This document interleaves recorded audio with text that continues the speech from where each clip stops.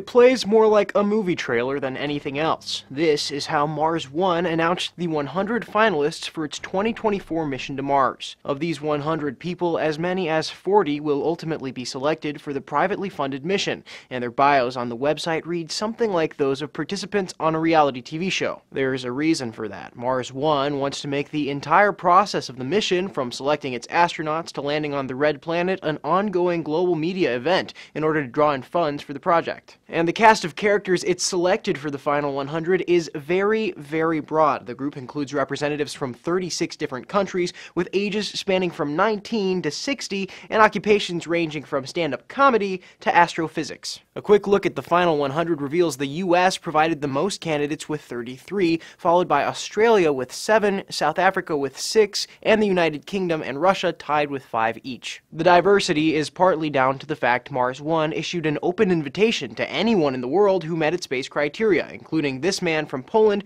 who says he is a Martian. I was born 100,100 years ago on Mars. Of all 100, only 4 have ever worked with a space program, and all 4 of those have worked with NASA in some capacity. On top of that, 7 members of Mars One's 24-member advisory board have worked with NASA in the past. But NASA as a whole hasn't really gotten involved directly in Mars One's mission, and it seems the agency thinks the project is at the very least harmless. NASA officials said last year that although the agency doesn't really have any regulatory power, it would speak out if it saw a company doing something it saw as risky. Still, a group of Massachusetts Institute of Technology graduate students put out a paper last October saying the project wasn't only risky, but with current technologies it would also be deadly. The paper found without supplementary oxygen, astronauts would suffocate just 68 days into the mission, but Mars One's plan to counterbalance that using crops to provide both food and oxygen for the colony would create unsafe levels of oxygen within the colony. Despite this, Mars One's timeline currently has the project beating NASA to Mars by at least 10 years,